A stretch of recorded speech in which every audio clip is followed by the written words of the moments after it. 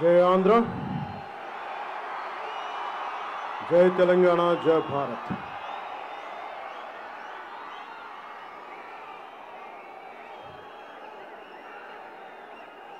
लोकहितं कोरुकुने गो ब्राह्मणुलकु अल्ला चल्లని చూపు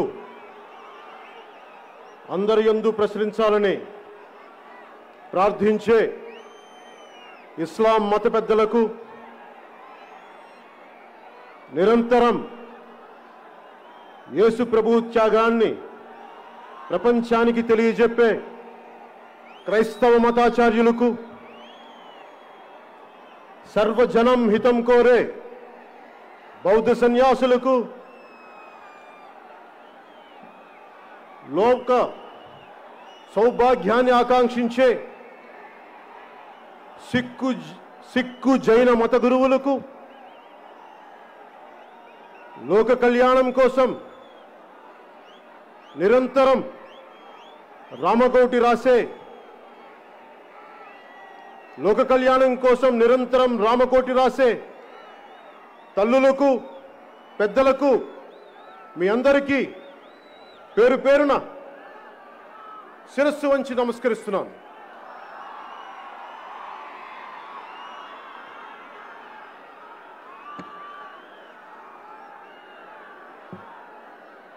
రాష్ట్రం నలుమూలల నుంచి, ఆంధ్ర రాష్ట్రం నలుమూలల నుంచి, తెలంగాణ రాష్ట్రం నుంచి,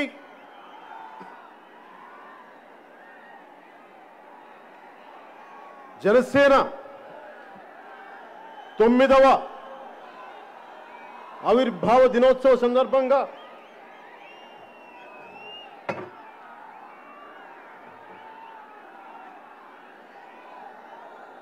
ఆంధ్ర రాజధాని అమరావతిలోని మంగళగిరి తాడేపల్లి మండలంలోని ఇమ్మటం గ్రామం పంచాయతీలో దామోదరం సంజీవయ్య గారి కళా ప్రాంగణానికి విచ్చేసిన కొదమ సింహాల లాంటి జన సైనికులకు, ఆడబెబ్బులి లాంటి వీర మహిళలకు,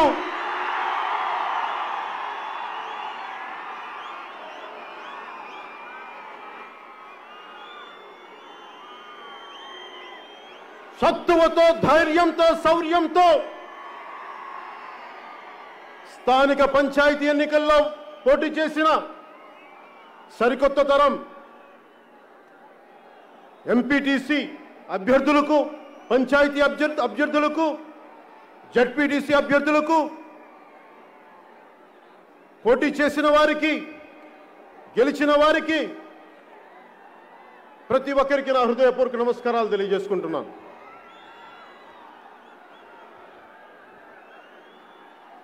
ఈ సభను జరిపేందుకు అనుమతి ఇచ్చిన, మా పొలాల్లో సభను చేసుకోండి అని చెప్పిన ఇమ్మటం పంచాయతీ రైతు సోదరులకు ముందుగా నా కృతజ్ఞతలు తెలియజేసుకుంటున్నాను. మీరు చూపించిన ఈ ప్రేమ, సభ పెట్టుకొని మీరు మాకు అండగా నిలబడ్డందుకు నేను మీకు ఈ రోజున ఒక మాట ఇస్తున్నాను.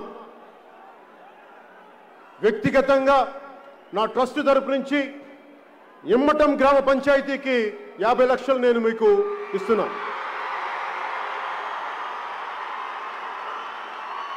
మా జనసేన నాయకుల ద్వారా మంగళగిరి మన పార్టీ ఆఫీస్లో ఒక ప్రోగ్రాంలో పంచాయతీకి రైతు పెద్దల ద్వారా గ్రామ పంచాయతీనికి అందజేస్తాను. అలాగే సభ నిర్వహణకి అనుమతి ఇచ్చిన పోలీస్ అధికారులకి, ట్రాఫిక్ క్రమబద్ధీకరణ చేసిన పోలీస్ అధికారులకి, సోదరులైన మా పోలీస్ కానిస్టేబుల్స్కి, తోటి భీమ్లా నాయకులైన మా ఎస్ఐలకి,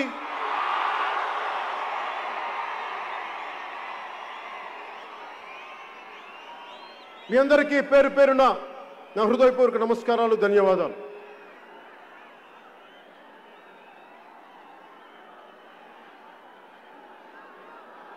పార్టీ మొదటి నుంచి నిలకడగా వెన్నంటే పార్టీ కార్యక్రమాలను చూసుకుంటూ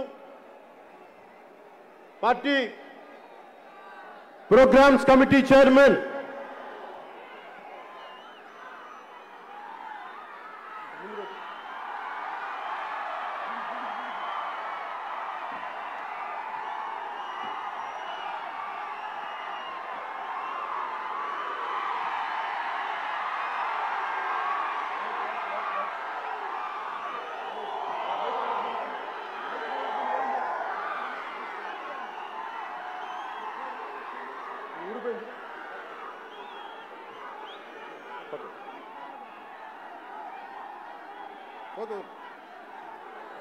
పార్టీ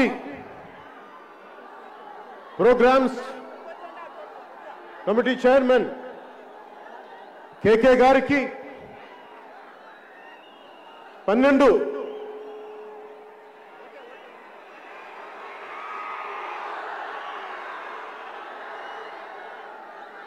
కమిటీలకి సభ్యులకు నెల రోజుల నుంచి మీరు కష్టపడ్డారు సభను చేయడానికి. సహకరించిన వాలంటీర్లకి, ఆడపడుచులకి, నాయకులకి మనస్ఫూర్తిగా నా కృతజ్ఞతలు. మీ కష్టాన్ని నేను మర్చిపోను.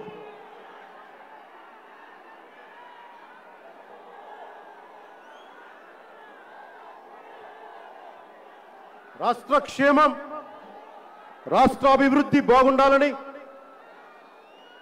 నిరంతరం కృషి చేస్తున్న పత్రికాధిపతులకి, జర్నలిస్ట్ సమాజానికి, ఎలక్ట్రానిక్ మీడియా రంగానికి, సామాజిక మాధ్యమాల్లో నిష్పక్షపాతంగా అభిప్రాయాలు తెలియజేస్తూ, సూచనలు తెలియజేస్తూ ఉన్న రాజకీయ విశ్లేషకులకి, సీనియర్ జర్నలిస్టులకి నా హృదయపూర్వక నమస్కారాలు. జనసేన మద్దతుదారులకి, ఆశేష ప్రజానీకానికి, ప్రసార మాధ్యమాల్లో, సామాజిక మాధ్యమాల్లో ప్రపంచం మొత్తం వీక్షిస్తున్న తెలుగు వారికి, ప్రతి ఒక్కరికి పేరు పేరున నా హృదయపూర్వక నమస్కారాలు. పార్టీ ఎప్పుడు నిర్మాణం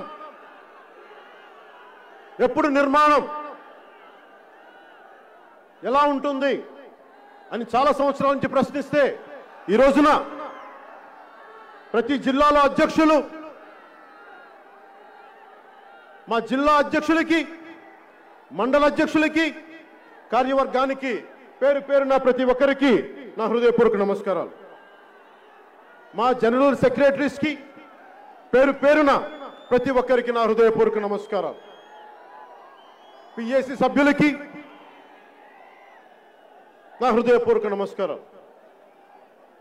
రాజకీయాల పట్ల దేశభక్తి పెంపొందించుకునే సమయంలో నాకు సరైన మార్గం చూపించిన మా సోదరుడు, నేను ఈ రోజున రాజకీయాల మీద, పాలసీ మీద అవగాహన ఎంతో కొంత మాట్లాడుతున్నానంటే దానికి కారణం నాగబాబు గారు. ఆయన నెల్లూరులో లా కాలేజ్ చదువుకుంటున్న సమయంలో, విఆర్ లా కాలేజ్లో ఆయన ఇచ్చిన ఒకే ఒక పుస్తకం నాకు చాలా ప్రేరణ. We the people, we the nation అని, నాని పాల్కీవాలా గారు. అది నాకు ఒక బైబిల్ అయిపోయింది. సో దాని స్ఫూర్తిని నింపుకొని ఈ రోజున బలంగా మీ ముందున్నానంటే దానికి కారణం ఆయన ఇచ్చిన నాకు ఒక మంచి పాఠం. అలాంటి సోదరులు నాగబాబు గారికి నా హృదయపూర్వక నమస్కారాలు. గెలిచినా ఓడినా ప్రయాణం నీతోనే, జనసేనతోనే అని చెప్పిన ఉమ్మడి రాష్ట్ర సభాపతి, ఉమ్మడి రాష్ట్ర మాజీ సభాపతి, పిఎస్సి చైర్మన్, సీనియర్ రాజకీయ నాయకులైన పెద్దలు శ్రీ నాదెండ్ల మనోహర్ గారికి నా హృదయపూర్వక నమస్కారం.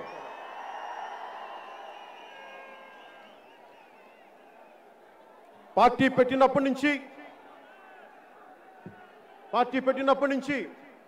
పార్టీ పెట్టక ముందు నుంచి కూడా 2008 నుంచి కూడా నా వెన్నంటే ఉన్న హనీఫ్కి, శంకర్ గౌడ్ గారికి, జనసేన పార్టీ ఉపాధ్యక్షులు మహేందర్ రెడ్డి గారికి, తెలంగాణ కార్యవర్గానికి,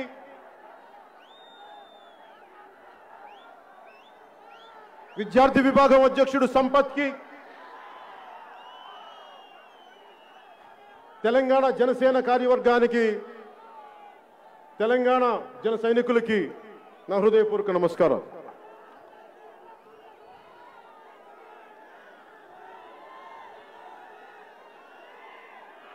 ఈ 9వ ముఖ్య అంశాల్లోకి వెళ్ళబోయే ముందు ఒకసారి మన గురించి మనం విశ్లేషించుకుందాం.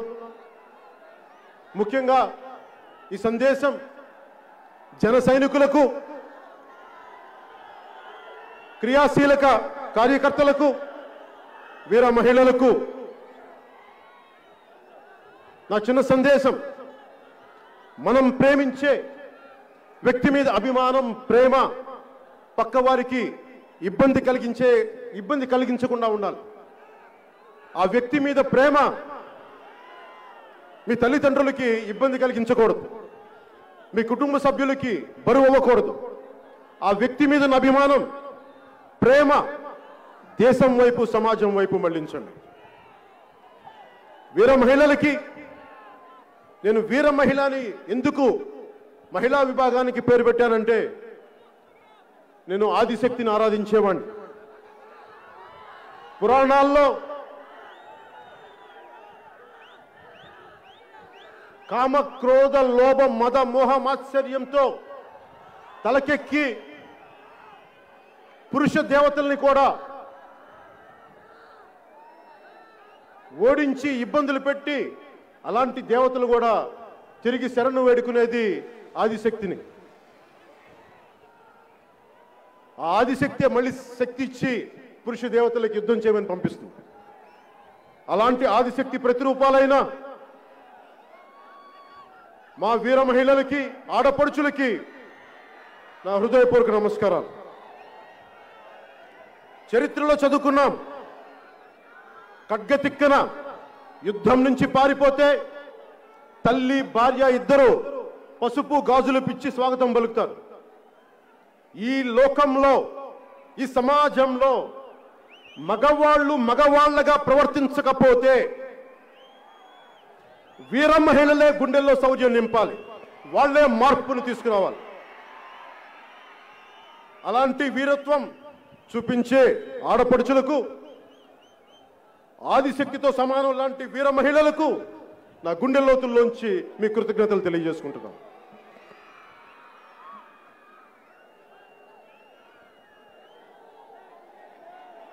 స్వాతంత్రోద్యమ స్ఫూర్తితో, తెలంగాణ సాయుధ పోరాట స్ఫూర్తితో రాజకీయాల్లోకి వచ్చిన వాడిని. అణగారిన వర్గాలకి అండగా నిలబడేవాడిని. అందుకనే అందరూ మర్చిపోయినా, దశాబ్దాలుగా అందరూ మర్చిపోయినా అణగారిన వర్గాల నాయకుడు దామోదరం సంజయ్ గారికి ఈ ప్రాంగణానికి వారి పేరును పెట్టాం. మేము మర్చిపోలేదు, ఎవరన్నా మర్చిపోనివ్వండి, అందరూ మర్చిపోనివ్వండి, దామోదరం సంజీవయ్య గారిని మేము గుండెల్లో పెట్టుకుంటాం. ఆయన స్ఫూర్తిని రాజకీయాల్లో కొనసాగిస్తాం. అణగారిన వర్గాలకి అండగా ఉండేవాడిని. అలాగే అన్ని వర్గాల ప్రజలకి, వారి అభివృద్ధికి చేదోడు వాదోడుగా ఉండేవాడిని. అందరూ బాగుండాలని కోరుకునేవాడిని. తెలంగాణ సంస్కృతిలో భాగమైన అలాయి బలాయిన ఒక సంస్కృతి ఉంది, ఆత్మీయ ఆలింగనం అంటాం. ఒకే ఊర్లో ఉండి ఇరుగు పొరుగుండి గొడవలు పడతాం, మాట అనుకుంటాం. కానీ ఒక్క దసరా రోజున మటుకు అందరం దగ్గరికి వచ్చి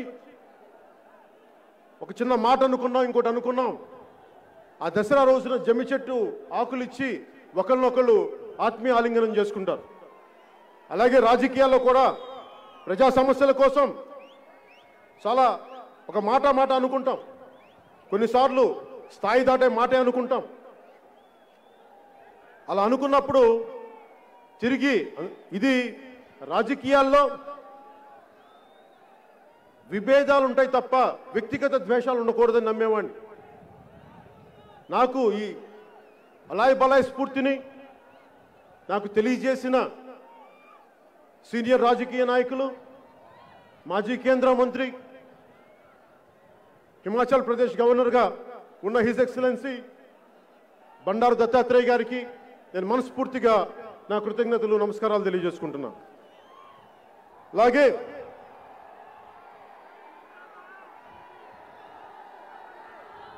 ఉభయ రాష్ట్రాల్లోని భారతీయ జనతా పార్టీ అధ్యక్షులిద్దరికి, శ్రీ సోము వీర్రాజు గారికి, శ్రీ బండి సంజయ్ గారికి కూడా నా నమస్కారాలు తెలియజేసుకుంటున్నాను. ఉభయ రాష్ట్రాల్లోని కాంగ్రెస్ నాయకులకు, కార్యకర్తలకు కూడా నా హృదయపూర్వక నమస్కారాలు. సిపిఐ సిపిఎం నాయకులైన మధు గారికి, రామకృష్ణ గారికి, వారి నాయకులకి, వారి కార్యకర్తలకు కూడా నా నమస్కారాలు. సోదరులు కల్వకుంట్ల తారక రామారావు గారికి, టిఆర్ఎస్ నాయకులు, మంత్రివర్యులు, అలాగే టిఆర్ఎస్ అధినాయకత్వానికి, వారి నాయకులకు, వారి కార్యకర్తలకు కూడా నా హృదయపూర్వక నమస్కారం.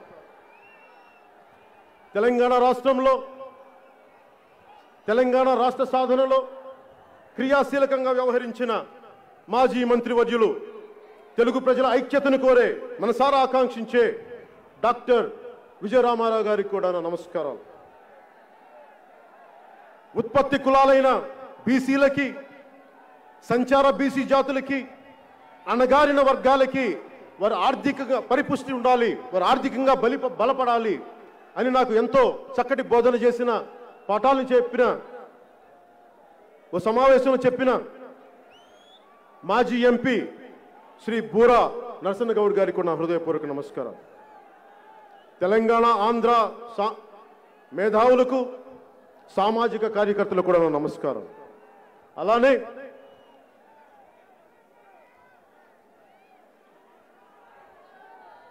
టీడీపీ నాయకులు, సీనియర్ రాజకీయ నాయకులు, మాజీ ముఖ్యమంత్రి, ప్రస్తుత ప్రతిపక్ష నేత శ్రీ చంద్రబాబు నాయుడు గారికి కూడా నా నమస్కారం. తెలుగుదేశం కార్యకర్తలకి, నాయకులకి కూడా నా నమస్కారం. నా సంస్కారం వైసీపీ వారికి కూడా నమస్కారం పెట్టమంటుంది.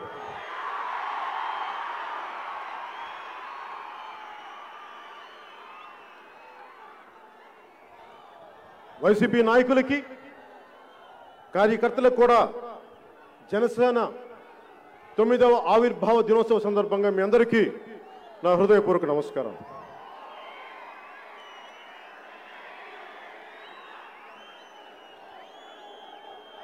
వైసీపీలో చాలా మంచి నాయకులు ఉన్నారు. మనం వైసీపీ అనగానే కనిపించే బూతులు తిట్లే మంత్రులు కాకుండా మంచి నాయకులు కూడా ఉన్నారు. మన దురదృష్టవశాత్తు చనిపోయిన మేకపాటి గౌతమ్ రెడ్డి గారు, మేకపాటి వారి తండ్రి గారు మేకపాటి రాజమోహన్ రెడ్డి గారికి కూడా నా హృదయపూర్వక నమస్కారం. అలాగే ఇంకొక వైసీపీ నాయకులు, నెల్లూరు జిల్లా నాయకులు ఆనం రామనారాయణ రెడ్డి గారికి కూడా నా నమస్కారం. నాకు చిన్నప్పటి నుంచి తెలిసిన మాగంటు శ్రీనివాసులు రెడ్డి గారికి కూడా నా నమస్కారం. కళాబంధు కాంగ్రెస్ నాయకులు టి సుబ్బరామరెడ్డి గారికి కూడా నా నమస్కారం.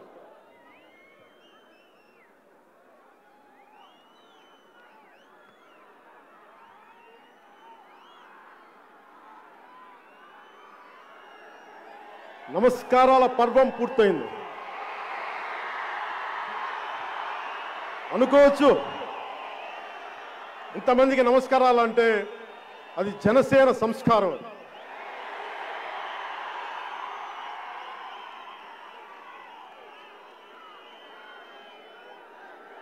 ఒక పార్టీని నడపడం అంటే, మీరు ఇక్కడ ఉండి నన్ను రమ్మంటే ఎలాగా, మీద వాళ్ళు కనిపించొద్దా, మీరు పక్కన చూడండి పంపిస్తాం. ఒక పార్టీని నడపడం అంటే ఏంటి? ఒక పార్టీ నడపడం అంటే వేల కోట్లు ఉండాలా, ఏముండాలి ఒక పార్టీ నడపడానికంటే ఒక బలమైన సైద్ధాంతిక బలం ఉండాలి. ఆ సైద్ధాంతిక బలాన్ని, ఆ సిద్ధాంతాన్ని బతికే వ్యక్తుల సమూహం ఉండాలి. ఒక్కళ్ళు ఇద్దరు అలా స్టార్ట్ అవుతుంది ఎప్పుడు.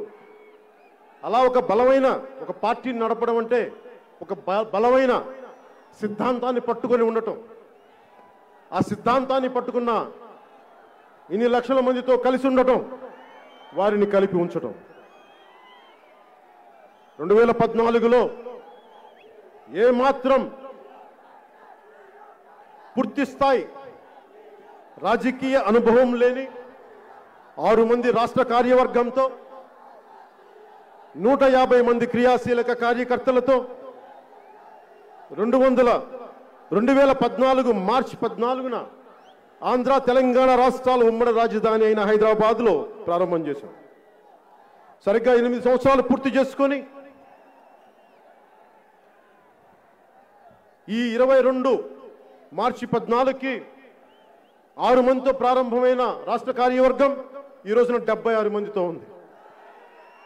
లీగల్, చేనేత, మత్స్యకార, డాక్టర్స్, ఐటీ, ప్రోగ్రామ్ విభాగాల్లో 400 మందితోటి, జిల్లా కార్యవర్గం, జిల్లా అధ్యక్షులు కానీ వీరితోటి 334 మంది, 416 మండలాల్లో మండల అధ్యక్షులతో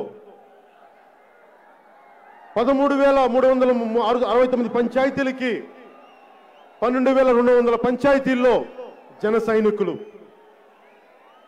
రేపొద్దున కార్యవర్గం కాబోతా ఉన్నారు.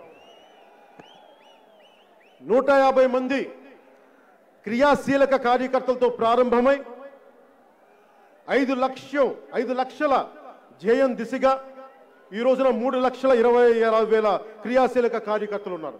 ఎక్కడ 150, ఎక్కడ 3,26,000. 8 సంవత్సరాలు పట్టింది ఇది సాధించడానికి. 2000 సార్వత్రిక ఎన్నికలు 2019 సార్వత్రిక ఎన్నికల్లో ఒక ఎమ్మెల్యే సీటు గెలుచుకొని ఆ వైసీపీ వాళ్ళు పట్టుకెళ్ళిపోయిన సీట్ అది మందే. 137 సీట్లు మనం పోటీ చేసింది 2019లో 137 సీట్లు. దాని సరాసరి 7.24% ఓటింగ్. పార్టీ గుర్తుల మీద జరిగే స్థానిక సంస్థల ఎన్నికల్లో మనం పోటీ చేసిన వాటిలో సరాసరి 27.4% పెరిగింది. పంచాయతీ ఎన్నికల్లో 60% మంది జనసేన పార్టీ మద్దతుతో బరిలో దిగారు. 60% మంది. మనం సాధించింది 1,209 సర్పంచులు, 1,576 ఉప సర్పంచులు, 4,456 వార్డు మెంబర్లుగా గెలిచారు. రాష్ట్ర వ్యాప్తంగా 2,000 ఎంపీటీసీ స్థానాల్లో జనసేన పార్టీ అభ్యర్థుల్ని పోటీకి నిలిపింది. 180 గెలిచాం. 156 జడ్పీటీసీ స్థానాల్లో జనసేన అభ్యర్థుల్ని నిలబెట్టింది. 2 జడ్పీటీసీ స్థానాలని కైవసం చేసుకుంది. అలాగే విశాఖ కార్పొరేషన్కి, మిగతా మున్సిపాలిటీలకి పోటీ చేసి కార్పొరేటర్లు కానీ వార్డు మెంబర్లుగా గెలిచారు. వీటిలో కూడా 27.28% తీసుకురాగలిగాం, సాధించగలిగాం. అలాగే ఈ రోజున పార్టీ సభ్యత్వం 46 లక్షలకి చేరుకుంది.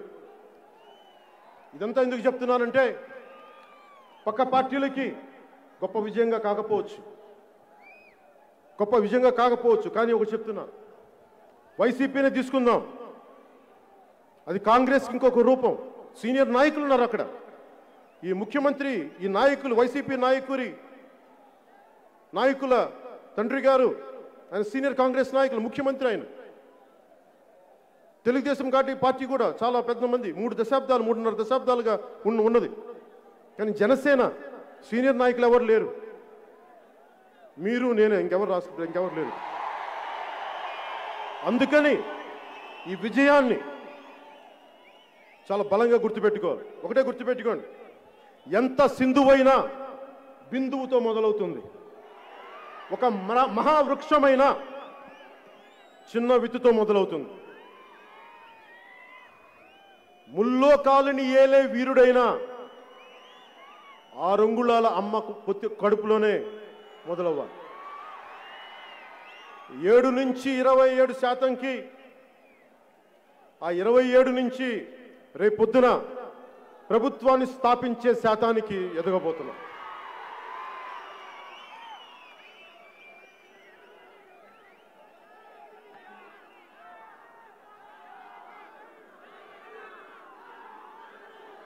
అలాగే జనసేన నాయకులకి, ఇక్కడున్న ప్రతి జనసేనకి నాయకత్వం వహిస్తున్న పెద్దలందరికీ కూడా ఒకసారి నాయకత్వ లక్షణాలు ఎలా ఉండాలి అనేది మీరు చూపించారు. ఒకసారి వారికి మనవి చేసుకుంటున్నాను.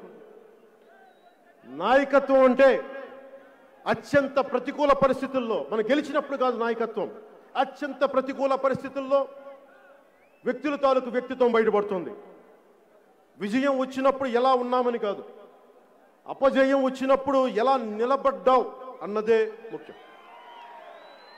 నాయకత్వం అనేది ఎంత డబ్బు ఉంది, ఎంత పేరుంది, ఎంత అధికారం ఉంది కాదు, ఎంత ఒత్తిడిని తీసుకోగలవు, ఎంత మందిని ప్రభావితం చేయగలవు, ఎన్ని అవరోధాలైనా సరే నువ్వు అనుకున్న నిర్దిష్ట లక్ష్యాన్ని చేరుకోగలవా లేదా అన్నదే ముఖ్యం. నాయకత్వం వహించడం అంటే తను సర్వస్వం పోగొట్టుకున్న తను నమ్ముకున్న వారిని గెలిపించడం,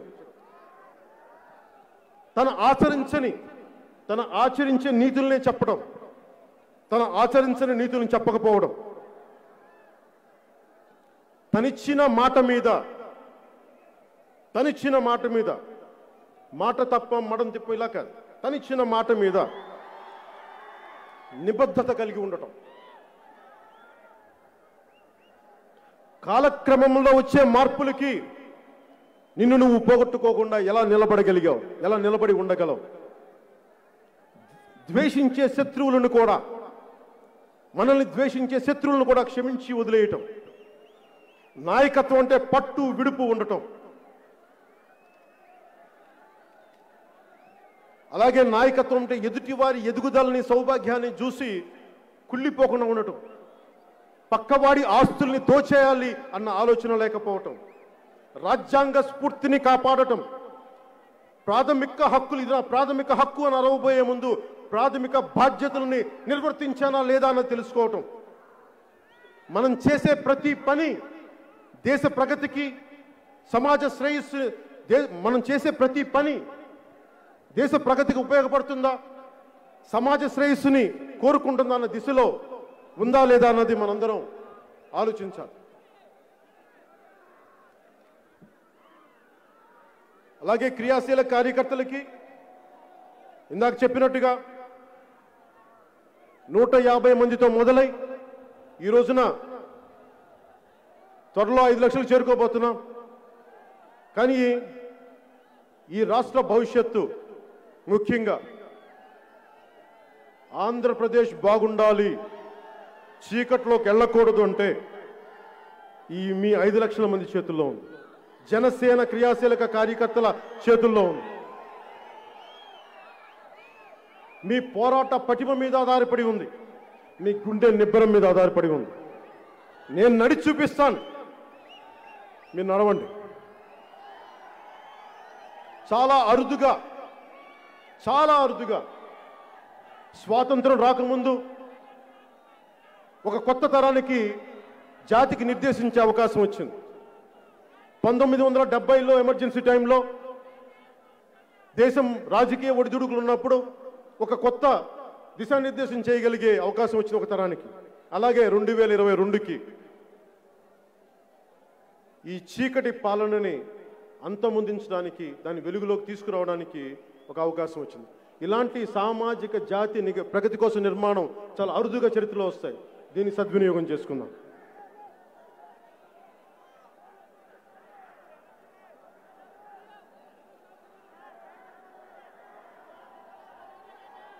జనసేన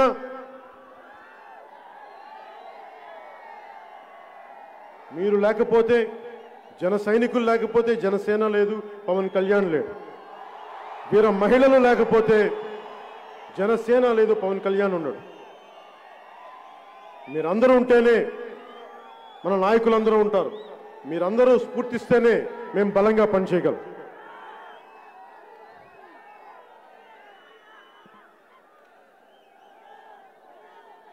చాలాసార్లు చాలా సభల్లో నన్ను అడుగుతూ ఉంటారు, ఎంతసేపు ప్రశ్నించే పార్టీగా ఉండిపోతున్నాం,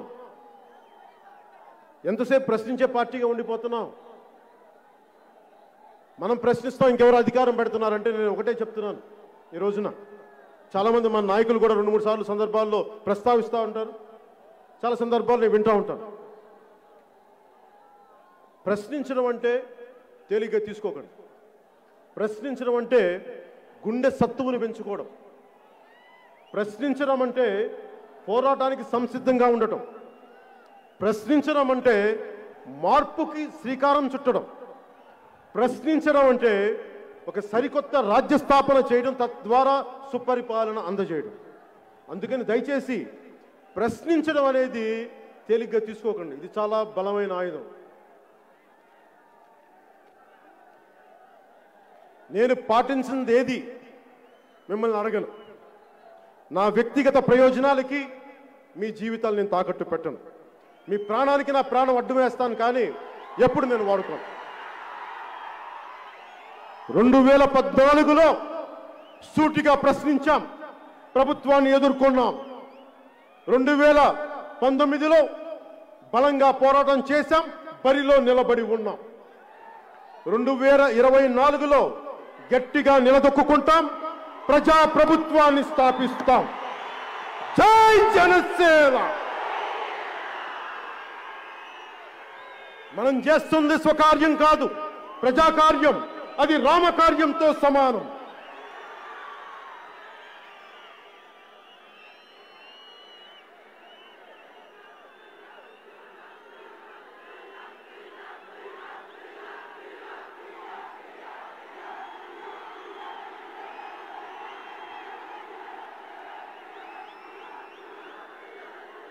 దానికి ఇంకా టైము.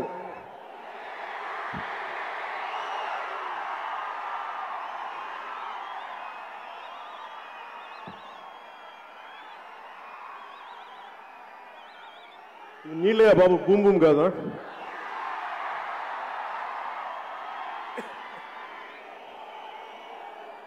సరే, మనం దేనికోసం అయితే వచ్చామో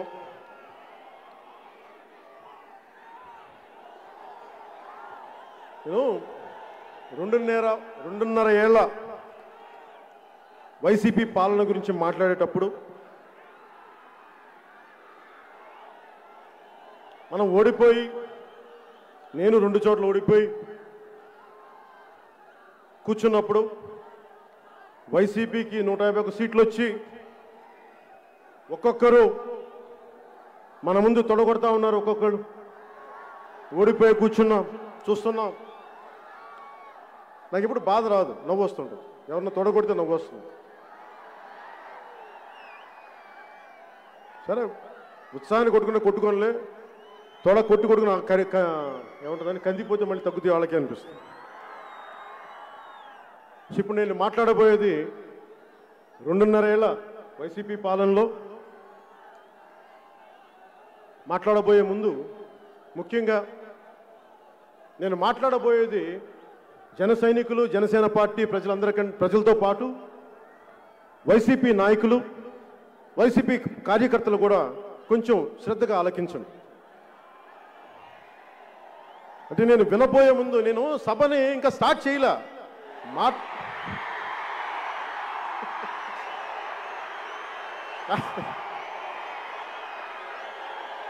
నేను ఎవరు చెప్తా ఉన్నారు, బయలుదేరబోయే లోపు నన్ను వైసీపీ నాయకులు, మంత్రులు తిట్టడం స్టార్ట్ చేశారంట. ఏదో అల్లంపల్లో వెల్లుల్లిపాయ ఏదో ఉంటుంది కదా, వెల్లంపల్లి, వెల్లుల్లిపాయ, బంతి, చామంతి, పూబంతి, గోడ కొడితే తిరిగి రాని బంతి, అవంతి, వీళ్ళేదో మాట్లాడుతున్నారంటే నేను చెప్పా, ఇంకా మాట్లాడలేదు కదా, ఏంటి వాళ్ళు తొందర ఏంటను. సరే, సో బంతి, చామంతి, వెల్లంపల్లి వెల్లుల్లిపై గురించి మళ్ళీ మాట్లాడుకుందాం ఇంకా సమయం.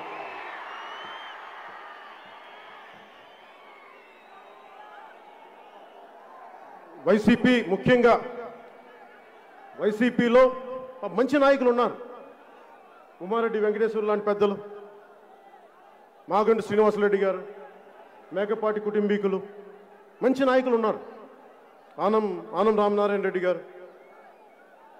సో నాకు వాళ్ళందరినీ హర్ట్ చేయాలని లేదు. అలాగే మనం ఎంత కమిటెడ్గా ఉంటామో, మన జన సైనికులు ఎలా ఉంటారు, వాళ్ళు కూడా మంచి కార్యవర్గం ఉండి ఉంటుంది కదా, లేదంటే గెలవరు కదా. సో నాకు వైసీపీ కార్యకర్తలను కూడా నాకు హర్ట్ చేయడం ఇష్టం లేదు. నాకు మీరంటే గౌరవం ఉంది. మీ నాయకత్వం 151 సీట్లు గెలిస్తే మేము ఓడిపోయాం కాదంట్లా, కానీ మాకేం ఇబ్బంది ఉండదు. సరే మీరు బాగా చేయడం చూసాం, మీరు ఎంత బాగా చేస్తారు నేను ఎదురు చూశాను. అందరిలాగే 5 కోట్ల మంది 5.5 కోట్ల మంది ప్రజలు ఎలా ఎదురు చూశారో నేను కూడా వారితో పాటు ఒక 5.5 కోట్ల ఒకటిగా నేను ఎదురు చూశాను.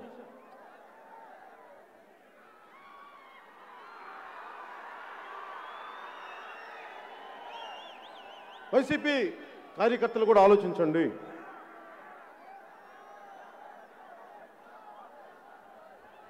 నాకు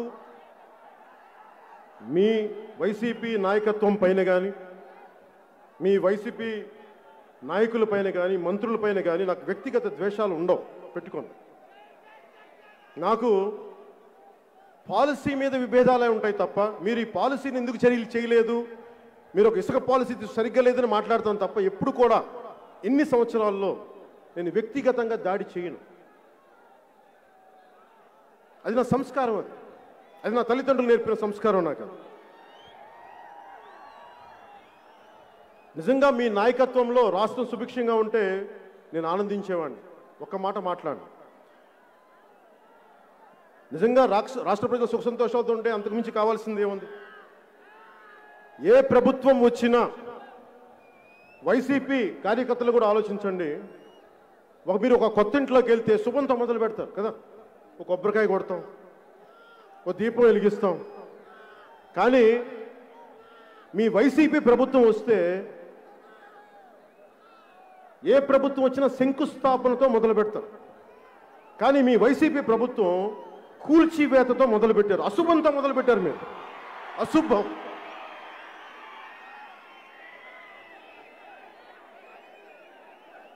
మూడు నెలలకే ఇసుక సమస్య వచ్చి ఇసుక పాలసీ ఇంకా రాకపోవడం వల్ల ఆపేస్తే భవన నిర్మాణ కార్మికులు రోడ్డు మీద పడ్డారు. అంటే దాంట్లో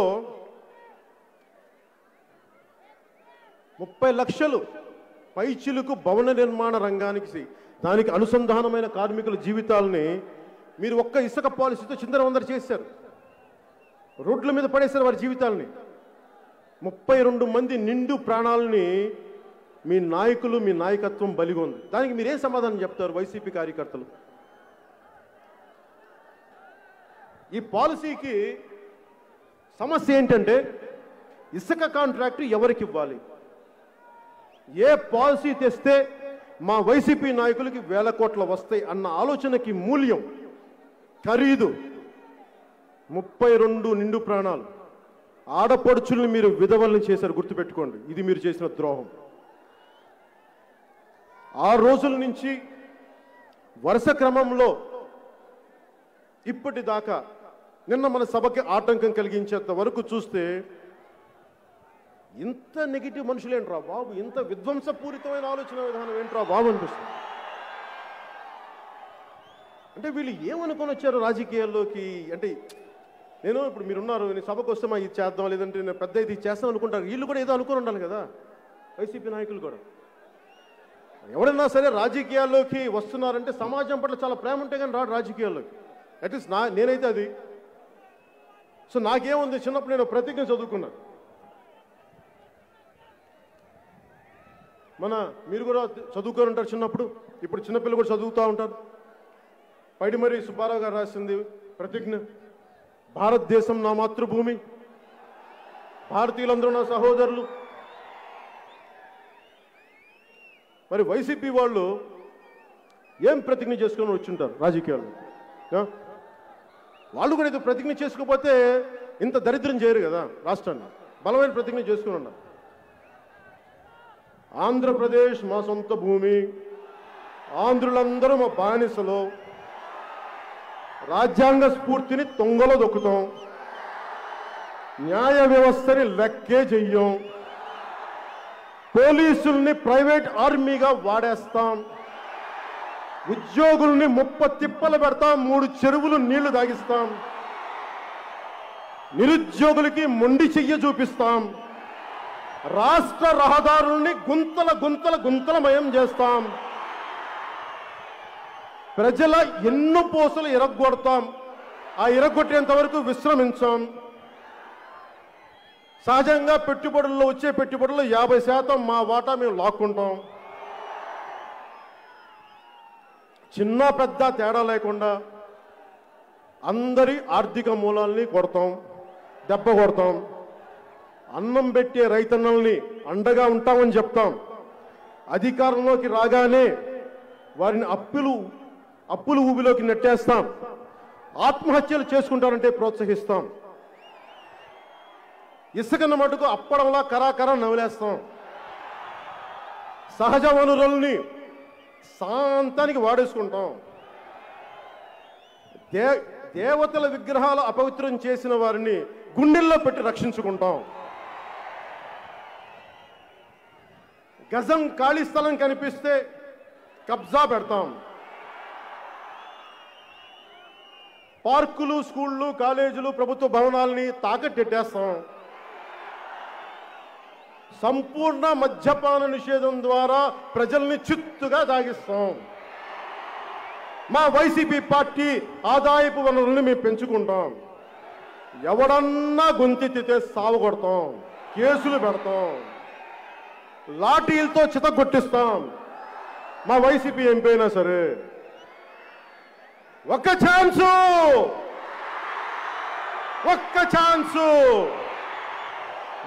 ఛాన్స్ ఇస్తే ఆంధ్రాని 25 ఏళ్ళు వెనక్కి తీసుకోబోతాం. ఇంకొక ఛాన్స్ ఇస్తే స్కూల్కి వెళ్ళే చిన్నపిల్లల చేతిలో చాక్లెట్లు లాక్కుంటాం.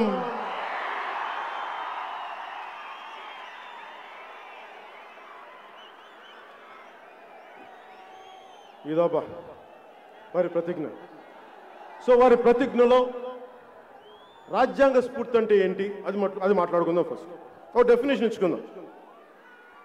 రాజ్యాంగ స్ఫూర్తి అంటే స్వాతంత్రం విడిపోయిన తర్వాత మన దేశాన్ని ఎలా నడపాలి, మన కులాలు, మన సంస్కృతులు, మన మతాల మధ్యలో ఒక సమతుల్యత ఎలా పట్టుకురావాలి, జాతీయత అనేది ఎలా తీసుకురావాలి, ఇంత విభిన్నమైన సంస్కృతుల మధ్య, భాషా విభేదాల మధ్య దేశంగా ఎలా పటిష్టంగా ఉంచాలి అని పెద్దలు బాబు రాజేంద్ర ప్రసాద్ గారి అధ్యక్షతన, అంబేద్కర్ గారి చైర్మన్గా, అల్లాడి కృష్ణస్వామయ్య గారు లాంటి నిష్ణాతులు, ఎందరో మహానుభావులు దాదాపు 2 సంవత్సరాలు కష్టపడి రాజ్యాంగాన్ని ఇచ్చారు.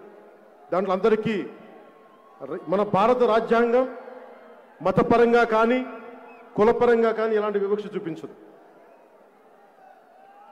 ఓట్లేసిన తర్వాత మీరు మా గతంలో ఓట్లు వేయలేదు కాబట్టి మీకు ఈ పని చెయ్యం అని చెప్పదు రాజ్యాంగం. సో రాజ్యాంగ స్ఫూర్తి అన్నీ ఏదైతే పిల్లర్స్ ఉన్నాయో, మూల స్తంభాలు, ఈ వ్యవస్థను మేము సంరక్షించుకుంటామని. దీంట్లో సర్దార్ వల్లభాయ్ పటేల్ గారి మాటలు, ఆయన భారతదేశాన్ని యూనియన్గా చేయడానికి ఆయన పడ్డ తపన, అన్ని 500 పైచిలకు ప్రిన్స్లే స్టేట్స్ని అందరి దగ్గరికి వెళ్ళి ఆయన అడిగింది. మాట్లాడుతుంటే మా రాజ్యాలను మేము ఎందుకు ఇవ్వాలి, మీ ఇండియన్ యూనియన్ ఎందుకు జాయిన్ అవ్వాలంటే రకరకాలుగా మాట్లాడి కన్విన్స్ చేసి ఆయన చెప్పింది కూడా మీకు రాజభరణం ఇస్తాం అని అంటే, వాళ్ళు రాజభరణం కోసం ఒప్పుకోలేదు కానీ రాజభరణాన్ని కూడా పాప యాక్సెప్ట్ చేశారు. వాళ్ళు ఆ రోజున ఆ రాజులు కానీ ఒప్పుకోకుండా ఉండుంటే ఈ రోజున భారతదేశం ముక్కలుగా ఉండే పరిస్థితి. సో ఆయన అడిగారు, మేము ఎలా నమ్మమంటే, నేను భారతదేశపు ప్రభుత్వ ప్రతినిధిగా చెప్తున్నా, మీరు నన్ను నమ్మాలి. ఆ నమ్మకం ప్రకారం నిలబడ్డారు. నిలబడి భవిష్యత్తులో రాజభరణం తీసేస్తామంటే ఆయన అన్న ఒకే ఒక మాట, ప్లెడ్జ్ స్టివర్డ్. మనం చట్టసభల్లో కూర్చొని ఒక మాట ఇచ్చిన తర్వాత, చట్టసభల్లో మనం కూర్చొని ప్రజాప్రతినిధులుగా ఒక మాట ఇచ్చిన తర్వాత, దాని మీద మనం ఒప్పందం మీద సంతకాలు పెట్టుకున్న తర్వాత, దానిని మనం ఆనర్ చేయకపోతే, దాన్ని పాటించకపోతే మనకి సభల్లో కూర్చునే అర్హత లేదు మనకని సర్దార్ వల్లభాయ్ పటేల్ గారు చెప్పారు. సర్దార్ వల్లభాయ్ పటేల్ గారి అన్ని వంద పైచిలుక అడుగుల విగ్రహం గుజరాత్లో ఉందేమో, కానీ దానికి మించిన అడుగులు ఎత్తు విగ్రహం నా గుండెలో ప్రతిష్ఠించుకున్నాను ఆ మాటలు చదివి. అంటే ఈ రోజున వైసీపీ చేసింది మొట్టమొదటిగా ఈ పీపీఎస్ క్యాన్సిల్ చేయటం. 3 ముఖ్యమైన పనులు చేశారు రాగానే. గత ప్రభుత్వం చేసిన పనులు, గత ప్రభుత్వం ఏ పనులనైతే సంతకం పెట్టిందో, ఒప్పందం చేసుకుందో, అందరూ కూర్చొని ఏం చేశారు, అమరావతి అనేది మా రాజధాని, ఈ రాజధానిని అందరూ ఒప్పుకుంటున్నాం. సో అమరావతి అనేది రాజధానిగా చేసి ఆంధ్రాకి రాజధాని ఒప్పుకున్న తర్వాత ప్రతిపక్షంలో ఉండి ఇప్పుడున్న ముఖ్యమంత్రి కూడా ఒప్పుకుంటేనే అది ముందుకెళ్ళింది. దానికి ప్రధానమంత్రి నరేంద్ర మోదీ గారు వచ్చారు. సో ఇది చేసిన తర్వాత రాగానే రాజధాని ఇక్కడ కాదు, 3 రాజధానులు. అలాగే cancellation of PPs, power purchase agreements. మేము ఆ ప్రభుత్వం చేసుకుంది కానీ మా ప్రభుత్వంతో సంబంధం లేదు అంటే ఒకటి అర్థం చేసుకోవాలి, గవర్నమెంట్ అంటే కంటిన్యూటీ ఆఫ్ పాలసీ. మీరు వచ్చి ప్రభుత్వాలు రాజు మారినప్పుడల్లా రాజధానులు మారవు, ముఖ్యమంత్రులు మారినప్పుడల్లా పాలసీలు మారవు. ఆ పాలసీలో తప్పొప్పులుంటే సరిచెయ్యాలి, ముందుకు తీసుకెళ్ళాలి తప్ప మేము చెయ్యం, మేము వేరే పాలసీలు అంటారంటే అది కుదరదు. అలాగే ముందుగా అమరావతికి రాజధాని మీదే తీసుకుంటానంటే, నేను తెలుగుదేశం పార్టీకి భారతీయ జనతా పార్టీతో కలిసి జనసేన 2014న వారికి మన మద్దతు తెలిపి వారి విజయానికి మన వంతు సహకారం అందించాం. మరి రాజధాని విషయంలో ఇక్కడ పెనుమాక కానీ, ఉండవల్లి గ్రామ ప్రజలు కానీ, ఇంకా మిగతా గ్రామాల్లోని రైతులందరూ మాకు భూములు ఇవ్వడం ఇష్టం లేదు రాజధాని కంటే, నేను వారి వెంట నిలబడ్డాను. ఆ రోజు నా ప్రభుత్వాన్ని ఒకటే ప్రశ్నించాను, మీరు అంచెలంచెలుగా మీరు రాజధాని నిర్మించండి. ఇది నేను వారికి మద్దతు ఇచ్చిన వ్యక్తిని. నేను మద్దతు ఇచ్చిన ప్రభుత్వానికి నేను చెప్పాను, మీరు అంచెలంచెలుగా వెళ్ళండి. నేనే గొంతెత్తినప్పుడు ఈ రోజున 3 రాజధానులు అని చెప్పే వైసీపీ మంత్రులు కానీ, వారి నాయకత్వం కానీ ఆ రోజు మీరు ఎందుకయ్యా చెప్పలేదు? మీరు గాడిదలా కాస్తున్నారు. మీరు ఆ రోజున ప్రతిపక్షంలో ఉండి గాడిదలా కాస్తున్నారు మీరు. ఆ రోజే మీ బుర్ర ఏమైంది? మీ బుద్ధి ఎక్కడ ఉంది? ఆ రోజున గాడిదలు కాసే పనులు మీరు ఏం చేస్తున్నారా? ఆ రోజున మీరు ఆ రోజు చెప్పించలేకపోయారా? మీ వైసీపీ నాయకుడు సత్యనపేట ఏదో నరసరావుపేట మర్చిపోయిన ఆయన నియోజకవర్గం ఏంటో,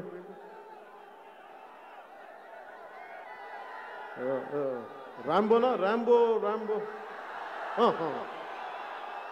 అదే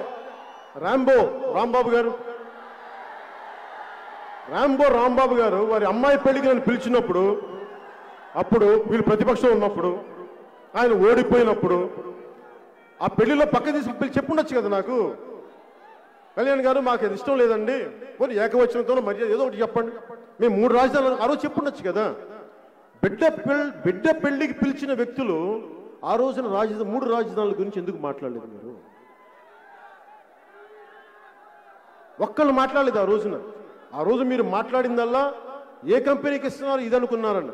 పైగా ఇప్పుడున్న ముఖ్యమంత్రి 32,000 కాదు ఇంకొక 1000 ఎకరాలు అదనంగా ఇమ్మన్నారు ఆయన. మరి ఆ 1000 ఎకరాలు ఇక్కడ ఉన్న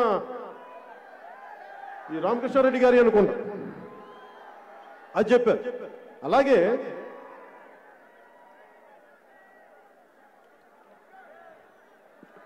29 గ్రామాలు 26,896 రైతులు 34,000 ఎకరాలు.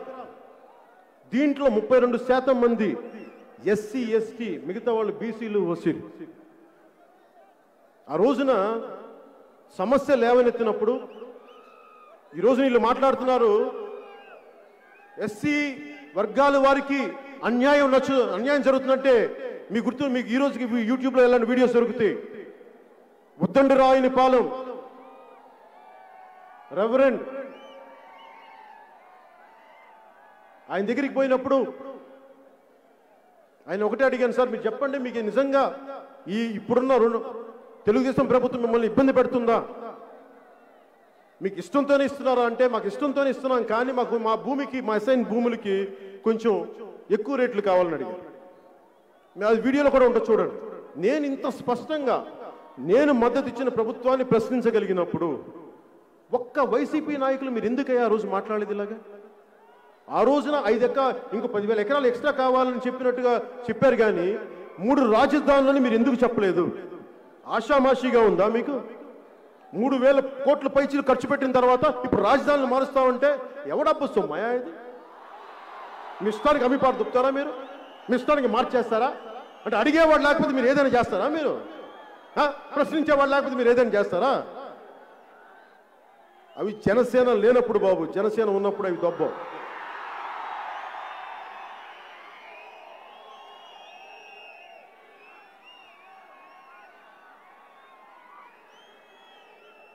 ఈ రోజున అమరావతి రైతులకి చెప్తున్నా, ఆంధ్రప్రదేశ్ రాజధాని అమరావతి, ఎక్కడికి వెళ్ళదు. మీ కష్టం, మీ మీద పడ్డ ప్రతి లాఠీ దెబ్బ నా మీద పడ్డట్టు గుర్తుపెట్టుకోండి.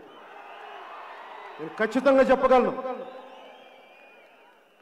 అమరావతి ఇక్కడి నుంచి కదలు. అలా అని చెప్పి మిగతా ప్రాంతాలను వదిలేస్తామని కాదు. మీకు ఇచ్చాం మాట, చట్టసభల్లో మాట ఇచ్చారు.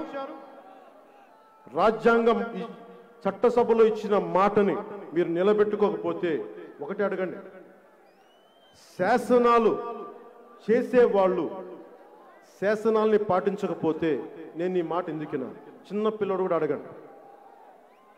అంటే మీరు శాసనాలు చెప్తారే తప్ప పాటించరా? అవన్నీ కుదరవు. అలాగే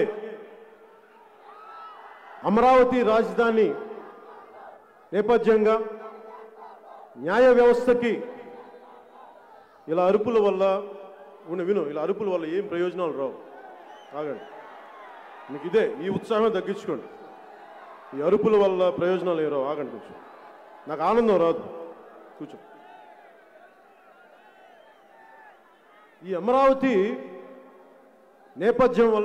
నేపథ్యంలో న్యాయ వ్యవస్థను కూడా తప్పుపట్టే స్థాయికి వెళ్ళిపోయింది వైసీపీ ప్రభుత్వం. న్యాయ వ్యవస్థని కూడా, ఈ దేశానికి మూల స్తంభాలైన న్యాయ వ్యవస్థ, అందులోని వ్యక్తులు వ్యక్తిగతంగా నీకు నచ్చచ్చు నచ్చకపోవచ్చు, కానీ వ్యవస్థను మటుకు ప్రశ్నించే హక్కు లేదు. ఆంధ్రప్రదేశ్ ప్రభుత్వాన్ని తిట్టే హక్కు నాకు, ప్రభుత్వ వ్యవస్థను తిట్టే హక్కు లేదు, వ్యక్తులను తిట్టే హక్కు ఉంది నాకు. వైసీపీకి కూడా మీకు తెలుసుకోవాల్సింది, వ్యక్తులను మీరు దాడి చేస్తూ ఉన్నారు. ఈ పద్ధతి మీరు చేసుకుంటే ఏమవుతుందంటే, మీ చట్టాలను మీరే పాటించినప్పుడు మీకు న్యాయ వ్యవస్థను ప్రశ్నించే హక్కు మీకు ఎక్కడదా? మీకు వాడు ఎలాంటి మాటలంటే, ఎంత ఒళ్ళు పొగరం మాటలంటే, ముఖ్యంగా అందరూ చెప్పట్లేదు వైసీపీ నాయకులు, దయచేసి ఈ చూస్తున్న వాళ్ళు కూడా మీరు దయచేసి అర్థం చేసుకోండి. నేను వైసీపీ నాయకులు అంటున్నానంటే మాట్లాడిన నాయకుల గురించే మాట్లాడతాను. మాట్లాడిన నాయకుల మీద నాకు గౌరవం ఉంది, నేను మీ గురించి మాట్లాడలేదు. ఒక్కొక్కళ్ళు ఏం మాట్లాడారంటే, హైకోర్టు ఒక పార్టీ బ్రాంచ్ ఆఫీస్గా మారింది. అసలు ఎలా తిట్టారంటే, తిట్టి సోషల్ మీడియాలో తిట్టడం, బూతులు తిట్టడం, అమెరికాలో కూర్చొని తిట్టించడం,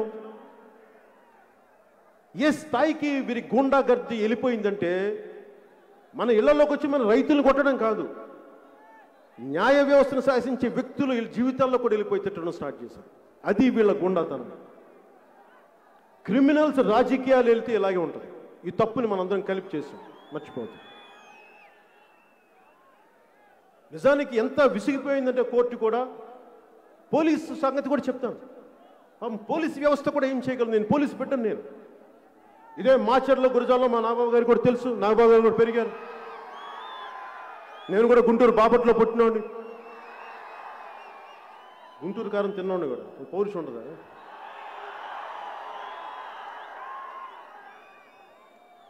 ఇక్కడ పోలీస్ వ్యవస్థ కష్టాలు నాకు తెలుసు.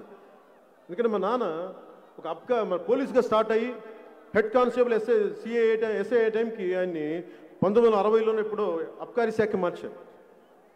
సో ఆయన ఒక అధికారిగా, ఒక ప్రభుత్వ అధికారిగా, అబ్కారీ శాఖ అధికారిగా కొంత నాకు తెలుసు ఆయన కష్టాలు ఎలా ఉంటాయి. అందుకని పోలీస్ డిపార్ట్మెంట్ మీద ఒకసారి వారి ప్రవర్తన మనకి నచ్చకపోవచ్చు, అది వారి వ్యక్తిగతం కాదు. పోలీస్ వ్యవస్థ అనేది ప్రభుత్వానికి ఉపాంగం. అది ప్రభుత్వాన్ని ఎవరు నడిపిస్తున్నారో ఆ వ్యక్తులు చెప్పిందే నడుచుకుంటారు తప్ప, లేదంటే రూల్ బుక్లో ఏముంది అది పాటిస్తారు తప్ప. ఎక్కువ మంది, ఒకళ్ళిద్దరు ఉండొచ్చేమో అలా కూడా, నేను వాళ్ళ గురించి మాట్లాడలేదు. ఎక్కువ శాతం మంది ఈ పోలీస్ వ్యవస్థను కూడా నలిపేశారు. 3 సీనియర్ ఐపీఎస్ అధికారులని వైసీపీ ప్రభుత్వం ఇబ్బందులు పెట్టడం వల్ల కోర్టులో నుంచోవలసి వచ్చింది. అసలు రూల్ బుక్ తీయమని అడిగింది కోర్టు. మీరు చూపించండి ఏం మాట్లాడుతున్నారు, ఏం చేస్తున్నారని. చదివించారు అంత పెద్ద సీనియర్ అధికారులకి. ఈ వెల్లంపల్లి వెల్లుల్లిపాయ గాళ్ళకి, అవంతి బంతి చామంతి గోడ కొడితే తిరిగిరాని బంతి అవంతిలకి, ఒక ఐపీఎస్ ఆఫీసర్ అధికారికి ఉన్న నాలెడ్జ్ మీకు ఉంటుందా? కర్మ, మీరు మంత్రులు అయ్యారు, మీరు వాళ్ళని శాసిస్తున్నారు. నిజంగా దేశం చేసిన దౌర్భాగ్యం వాళ్ళు.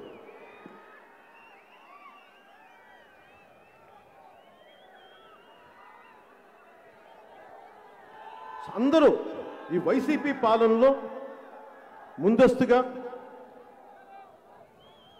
పారిశ్రామికవేత్తలు దెబ్బతింటంతో పాటు రైతులు పొట్ట మీద కొట్టారు. ఫస్ట్ అమరావతి రైతుల మీద ఏంటి అన్యాయం అని ప్రశ్నించేందుకు న్యాయ వ్యవస్థ మీద తిరగబడ్డారు. వీళ్ళు దాడులు చేశారు. పోలీసులను వాడుకొని పోలీసులను చెడ్డవాళ్ళని చేశారు. పోనీ పోలీస్ జీవితాలను ఏమైనా సుఖంగా ఉంచారా అంటే వారికి జీతబత్యాలు కాదు కదా, కనీసం కరువు బత్యం కూడా సరిగ్గా ఇవ్వట్లేదు. టియ్యేలు ఇవ్వట్ల,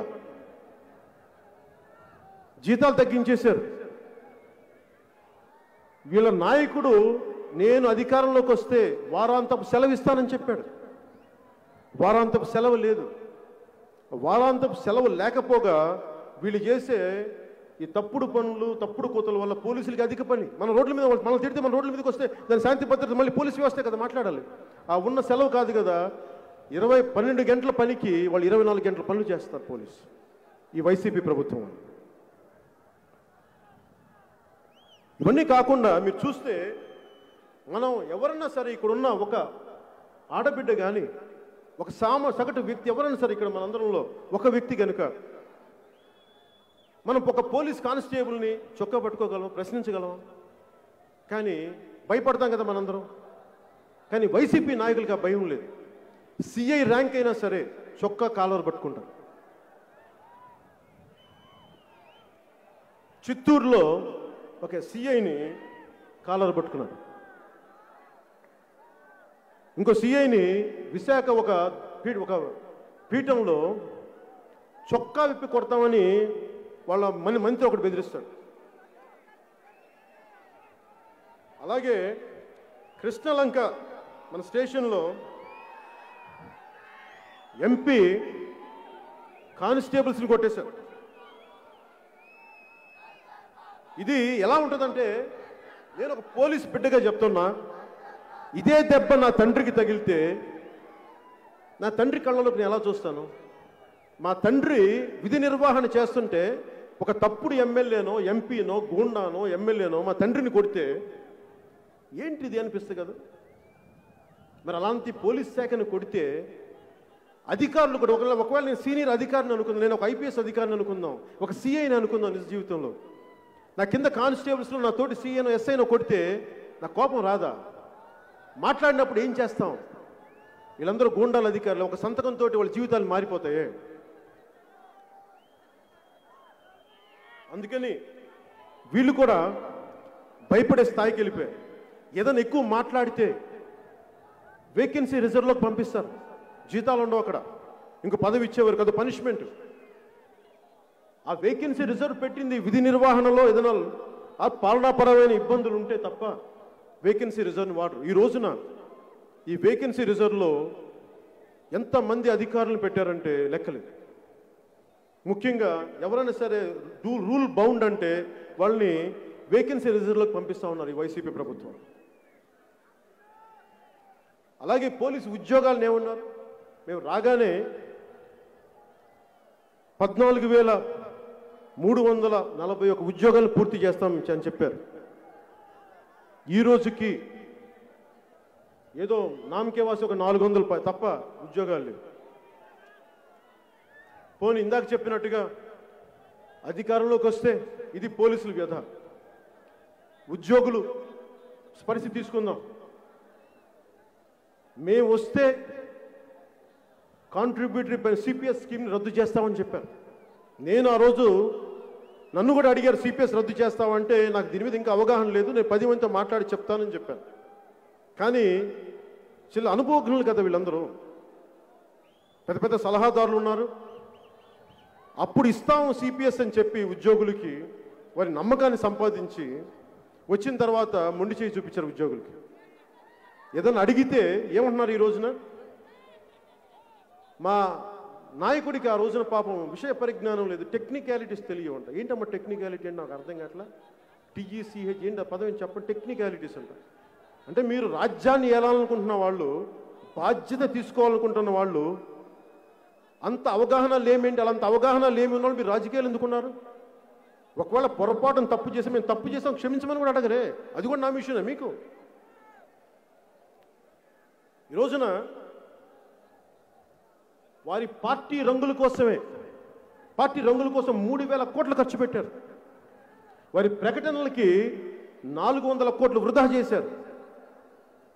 మరి వీటన్నిటి బదులు ఉద్యోగస్తులు ఫిట్మెంట్ ఇవ్వచ్చు కదా, మరి జీవితాలు కొంచెం అదనంగా డబ్బులు ఇవ్వచ్చు కదా.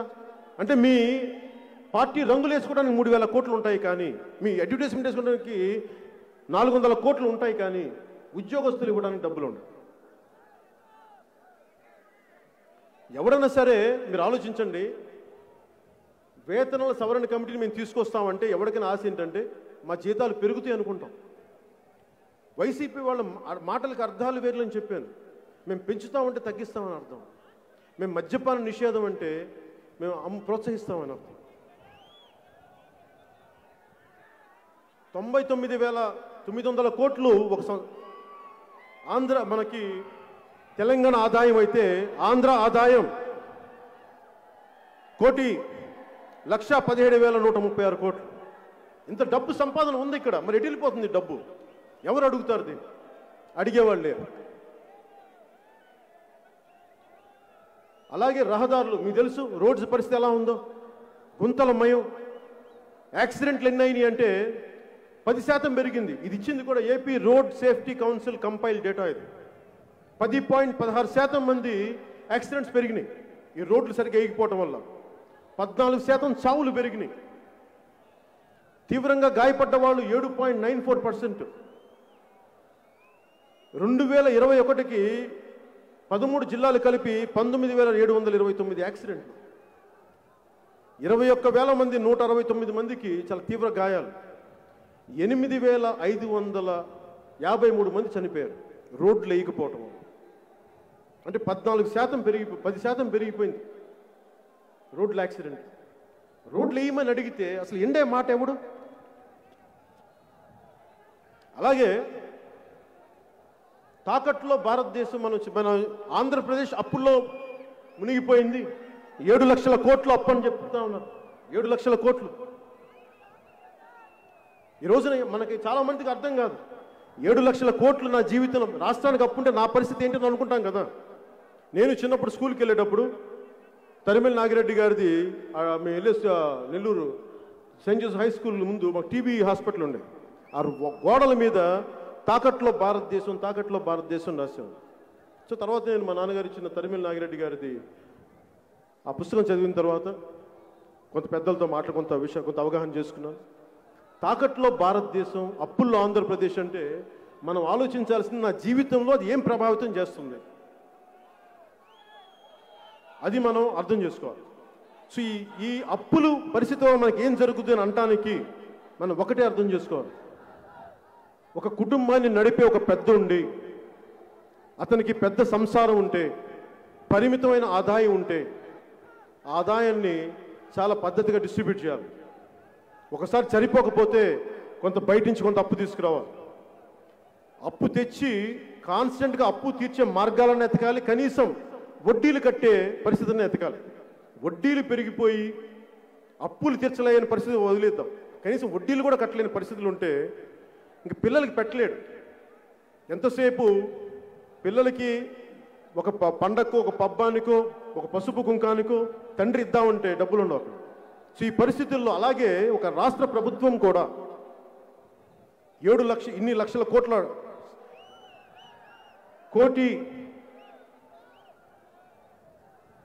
కోటి పైన ఆదాయం ఉండి, ఇప్పుడే 1,00,000 కోట్ల పైన ఆదాయం ఉండి దీనిని సద్వినియోగం చేయట్లేదంటే ఎక్కడో తప్పు జరుగుతున్న అర్థం. మీరు అర్థం చేసుకోవాల్సింది, ఇంతమంది యువత ఉన్నారు, మీకు ఉద్యోగాలు లేవు. ఎందుకు ఉద్యోగాలు ఇవ్వలేకపోయారు? ఎందుకు ఈరోజు కూడా టీచర్స్ ఉద్యోగాలు ఎందుకు ఇవ్వలేకపోయారు? కొత్త రిక్రూట్మెంట్ ఎందుకు చేయలేకపోయారు? ఉద్యోగులకు ఎందుకు వేతనాలు పెరగట్లేదు? అమ్మ ఒడి పథకానికి డబ్బులు ఎందుకు ఆగిపోయినాయి? ఎయిడెడ్ స్కూల్ కాలేజీలని, స్కూల్స్ని ఎందుకు మూయించేస్తున్నారు? ఎందుకు డబ్బులు కట్టలేకపోతున్నారు? ఆరోగ్యశ్రీ పథకాన్ని ఎందుకు మంచం ఎక్కించేశారు? పాత పెన్షన్లని ఎందుకు తగ్గించేశారు? కరెంటు బిల్లు ఎందుకు పెరిగింది? ఇది ఆలోచిస్తే వీరు అప్పులు చేయటం వల్ల, వీరు రకరకాల విధానాలకి దాని అప్పులతో పాటు మనం చేయడం పరిశ్రమ అభివృద్ధి ఉండాలి కదా. ఎవరో ఒకరు పెట్టుబడులు వచ్చేవాళ్ళు ఉండాలి, వడ్డీలు కట్టాలి, ఎంతో కట్టాలంటే పెట్టుబడులు ఉండాలి. పెట్టుబడులు చంపేశారు వీళ్ళు. ఆంధ్రప్రదేశ్ అంటే ఒక్కరు రావట్లేదు ఈ రోజున. ఉన్న పరిశ్రమలు వెళ్ళిపోవడం కాదు, వచ్చే పరిశ్రమలు లేవు. ఉన్న పరిశ్రమల్ని కూడా పంపించేస్తూ ఉన్నారు. ఉదాహరణకి అమర్రాజా బ్యాటరీసే ఉంది. దాంట్లో నాకు తెలియదు అంతకుముందు అమర్రాజా బ్యాటరీస్ ఏంటి. ఒకసారి కిరణ్ రాయల్, మన వినోద్ రాయల్ అని చెప్పి మన జనసైనికుడు బిడ్డ చంపేశారు చిత్తూరులో. ఆ బిడ్డ వాళ్ళ తండ్రి అమర్రాజా బ్యాటరీ ఇంజనీర్. ఆయన ఎప్పుడో కూర్చోబెట్టి అక్కడే ఉద్యోగి రిటైర్డ్ అయ్యాడు. అలాంటి ఎంతో మందికి ఆధారం కల్పించిన ఒక పరిశ్రమని ఉన్మాదంతో, పిచ్చితో ఇక్కడి నుంచి పంపించేశారు. కియా ఫ్యాక్టరీ అనంతపూర్లో వస్తే వారి అనుసంధానమైన పరిశ్రమ యాన్సిలరీ యూనిట్స్ రావాల్సిన వీళ్ళు చేసిన, వైసీపీ చేసిన గొడవకి వీళ్ళు వెళ్ళిపోయారు. ఇలా ఒక్కటి కాదు, రెండు కాదు, అన్నీ వెళ్ళిపోయాయి. నిజంగా ఈ ప్రభుత్వం అధికారంలోకి వచ్చినప్పటి నుంచి చాలా ఇబ్బందులు ఎదుర్కొంటా ఉంది. వీరిని ఎవరు ప్రశ్నించకూడదు. చివరికి జపనీస్ రాయబారి కింజో హిరామత్సు అనే వ్యక్తి కూడా, మీరు ప్రభుత్వాలతో ఒప్పందం చేసుకుంటే మీరు ఆ ఒప్పందాలని ఉల్లంఘిస్తే మేము ఎవరికి చెప్పగలం? భవిష్యత్తులో పెట్టుబడులు రావు, పెట్టుబడులు రాకపోతే ఉపాధి అవకాశాలు పోతాయి, ప్రజలు దెబ్బతింటారని చెప్పారు. ఈ విధానంలో నష్టపోతే అంతిమంగా పేద ప్రజలు, సామాన్య ప్రజలు. మీరు అర్థం చేసుకోండి, వీరు అభివృద్ధి లేకపోతే 300 యూనిట్స్ కరెంటు దాటిన పేదలకి పథకాలు కట్ చేస్తూ ఉన్నారు. రైతులు ధాన్యాన్ని కొనడానికి డబ్బులు లేవు. ఎస్టీ, ఎస్సీ, బీసీ సకల కార్పొరేషన్లకి రుణాలు ఇవ్వలేని పరిస్థితుల్లో ఉన్న కార్పొరేషన్ నిధులను వేరే చోటకి తరలించేస్తూ ఉన్నారు. ఈ రోజున పంచాయతీ, గ్రామ స్వరాజ్యం, గ్రామాలే పట్టుకొమ్మలు దేశానికంటే ఈ పంచాయతీలు డబ్బులు లేవు. ఈ రోజున డ్రైనేజీలు బాగు చేయించలేరు. వేతనాలు సవరణ అంటారు, డబ్బులు లేవు దానికి. మద్య నిషేధం అని చెప్పారు, మద్యం మీద కోట్లు సంపాదిస్తూ ఉన్నారు. టీడీపీ ప్రభుత్వంలో ఉన్నప్పుడు 59,000 కోట్ల మద్యం మీద ఆదాయం వస్తే 2.5 ఏళ్లలోనే మద్య నిషేధం విధించి 45,000 కోట్లు సంపాదించారు. టీడీపీ రికార్డు బ్రేక్ చేశారు 2.5 సంవత్సరాలు. ధరలు పెంచితే మద్యం తాగేవాళ్ళు తగ్గిపోతారని చెప్పి ఒక దరిద్రపు నీచ నికృష్టమైన ఒక హీన వాదన ఒకటి వినిపిస్తారు. డబ్బులు పెంచితే ఎవడైనా సరే వ్యసనాన్ని నియంత్రించగలరుగా, నిర్మూలించగలరా? పైగా ఈ నాసిరకం లిక్కర్ ఒకటి అమ్ముతారు. దానివల్ల ఈ మధ్యనే మనకి జంగారెడ్డిగూడలో 812 మంది చనిపోయారు ఇలిసిట్ లిక్కర్ తాగి. ఇండియన్ మేడ్ ఫారెన్ లిక్కర్ అంటాం కదా IMFLని, అది కాదు, ఇడుపులపాయ మేడ్ ఫారెన్ లిక్కర్.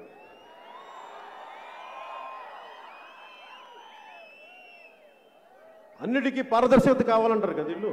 ఈ పారదర్శకత 25,000 కోట్లు మద్యం ఆదాయం వాళ్ళ జేబుల్లోకి చేరుకుంది. ప్రభుత్వం వైన్ షాపులు నడుపుతుంది, ప్రభుత్వం పాఠశాలలు నడపాలి, ప్రభుత్వం ఉపాధి అవకాశాలు పెంచాలి, ఉద్యోగాలు చేయాలి. ఈ రోజున మన ప్లేట్లో మనం బిర్యానీ తిందామని అంటగా వాళ్ళు బాగా సంపాదిస్తున్నారు, దోచేయడంలో అడ్డగోలు వెళ్ళిపోయారు. ఈ అప్పు చేసిన డబ్బులు కూడా ఎటో వెళ్ళిపోయినాయి.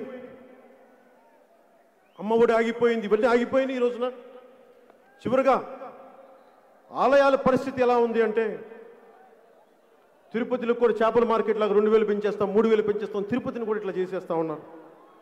విగ్రహాలు, రామో విగ్రహవాన్ ధర్మ, నిలువెత్తు ధర్మానికి ప్రతిరూపం రాముడు, అలాంటి విగ్రహాన్ని కొట్టేసి ఈ రోజుకి ఒక్కళ్ళు అరెస్ట్ చేయలేదు వాళ్ళని. అలాగే టీటీడీ సమస్య చూస్తానే ఉన్నాం, ధరలు పెంచేశారు. అసలు ధార్మిక మండలి ఇలాంటి చాలామంది పదే నన్ను అడుగుతా ఉన్నారు, అసలు ఎండోమెంట్స్ యాక్ట్ మీద మీ ఉద్దేశం ఏంటి? ఈ దేశం సెక్యులర్ దేశమే అయితే ఒక మతానికి ఒక న్యాయం, ఇంకో మతానికి ఇంకో న్యాయం ఏంటి? సెక్యులరిజం అంటే అందరినీ సమానంగా చూడటం కదా. మస్జిదుల మీద కంట్రోల్ లేదు, కంట్రోల్లో పెట్టుకోదు ప్రభుత్వం. చర్చిల మీద కంట్రోల్ పెట్టుకోదు ప్రభుత్వం. హిందూ దేవాలయాల మీద ప్రభుత్వ నియంత్రణ ఏంటి? దీని మీద మాట్లాడాలి అని అంటే ఖచ్చితంగా చెప్తున్నాను, ఈ రోజున దీనిని మేము పరిశీలిస్తాం, దీన్ని అధ్యయనం చేస్తాం, దీంట్లో లోతుపాతులు తెలుసుకుంటాం. టీటీడీ యాక్ట్ని సవరించాల్సి వస్తే, ఈ ఎండోమెంట్స్ యాక్ట్ని సవరించాల్సి వస్తే ఖచ్చితంగా పెద్దలందరితో కూర్చొని మేమందరం కూర్చొని ఒక సమిష్టి నిర్ణయం తీసుకుంటాం.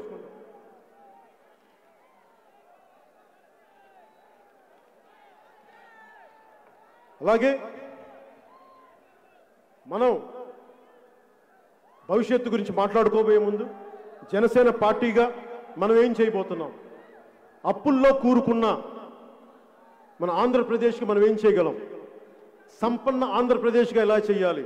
నేను ఎప్పుడు చాలా ఆశావాదిని. శతకోటి దరిద్రాలుంటే అనంతకోటి ఉపాయాలు ఉంటాయని నమ్మేవాడిని.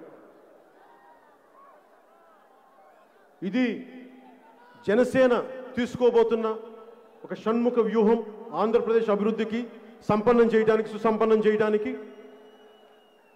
అప్పుల్లో ఉన్న ఆంధ్రప్రదేశ్ రాష్ట్రాన్ని అప్పులు లేని ఆంధ్రప్రదేశ్ రాష్ట్రంగా చేయాలన్నదే నా లక్ష్యం. తద్వారా ఆర్థిక అభివృద్ధి సాధించడమే లక్ష్యం. ఇందుకోసం ఒక బలమైన నూతన పారిశ్రామిక విధానాన్ని తీసుకొస్తాం, ఇన్వెస్టర్ ఫ్రెండ్లీ గవర్నెన్స్ని తీసుకొస్తాం. విశాఖని విశ్వనగరంగా, విజయవాడ తిరుపతిని బలమైన హైటెక్ నగరాలుగా తీర్చిదిద్దుతాం. అమరావతి రాజధాని అన్ని వర్గాలకి, అన్ని కులాల వారికి అవకాశాల నివాసం కల్పించే ఒక అభ్యుదయ, ఒక రాజధానిగా అమరావతిని మేము ముందుకు తీసుకెళ్తాం.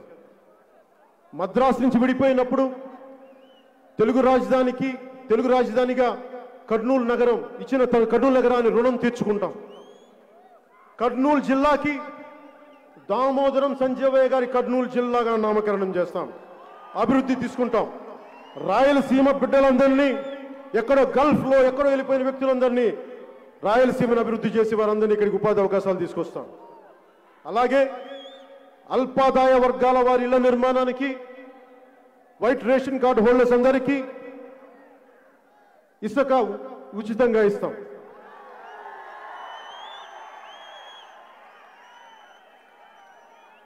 అదనపు గదులు నిర్మించుకున్నా కానీ వైసీపీలా కాకుండా మేము ఉచితంగానే ఇసుకేస్తాం, అందరికీ అండగా ఉంటాం. అలాగే జనసేన సౌభాగ్య పథకం కింద దీనికి మటుకు ఒక చిన్న ఇన్సిడెంట్ చెప్పాల్సి వస్తుంది.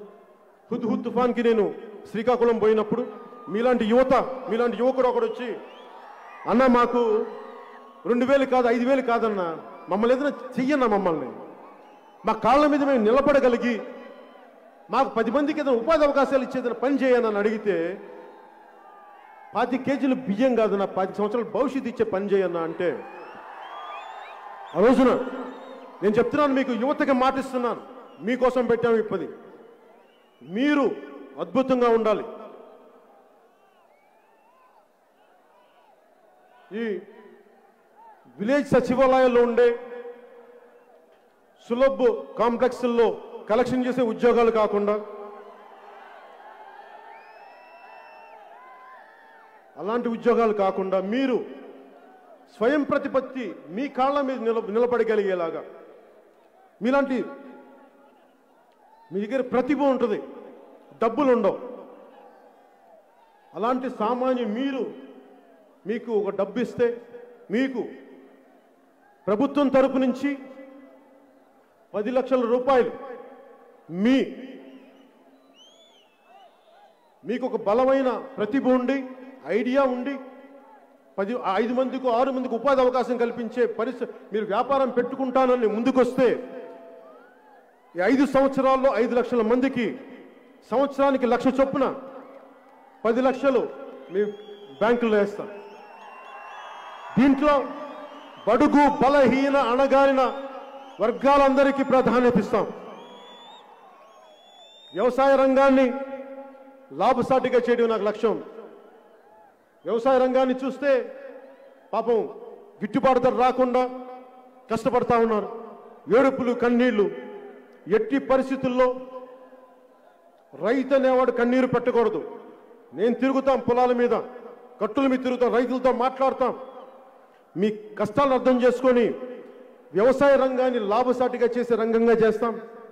మద్దతు ధరల్లో ఎట్టి పరిస్థితుల్లో తగ్గకుండా చర్యలు, ఫుడ్ ప్రాసెసింగ్ యూనిట్లు కానీ, వ్యవసాయానికి మూలాధారమైన పంట కాలువలు కానీ, మినీ రిజర్వాయర్లు కానీ, వాటన్నిటినీ ఆధునీకరిస్తాం. అలాగే ఆరోది మన ఆంధ్రప్రదేశ్, మన ఉద్యోగాలు, ప్రభుత్వం ఖాళీగా ఉన్న ప్రతి ఉద్యోగాన్ని జనసేన అధికారంలోకి రాగానే భర్తీ చేస్తాం. నిరుద్యోగుల ప్రయోజనాలని కాపాడటం జనసేన లక్ష్యంగా తీసుకుంది. ప్రైవేట్ రంగంలో కూడా ఏటా 5 లక్షల ఉద్యోగాలు కల్పించే ప్రణాళికలు చేస్తాం. ఉద్యోగులకి వేతన సవరణ, పిఆర్సీ సవరణ చేస్తాం. సిపిఎస్ని ఈరోజు నేను ఉద్యోగాలు, ఒక ప్రభుత్వ ఉద్యోగి కొడుకుగా మీకు చెప్తున్నాను, సిపిఎస్ని మేము రద్దు చేస్తాం. నేను ఆలోచించాను, మాట్లాడాను, నేను చెప్తున్నా, సిపిఎస్ని రద్దు చేస్తాం. పాత పెన్షన్ విధానాన్ని తీసుకొస్తాం, మీకు అండగా ఉంటాం. అలాగే ముందుకు తీసుకెళ్తున్న సమయంలో, ఈ 2.5 నెలల సమయంలో స్థానిక సంస్థల ఎన్నికల్లో కానీ మా జన సైనికుల మీద వైసీపీ గూండాలు దాడులు చేశారు.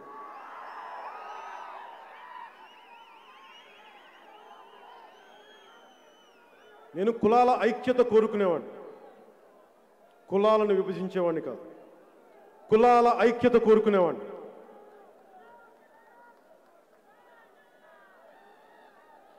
ఈ మాట వైసీపీ నాయకులు ఒకరు, టీటీడీ బోర్డు సభ్యులు, టీటీడీ బోర్డు చైర్మన్ వైవి సుబ్బారెడ్డి గారు రాశారు. ముందు మాటగా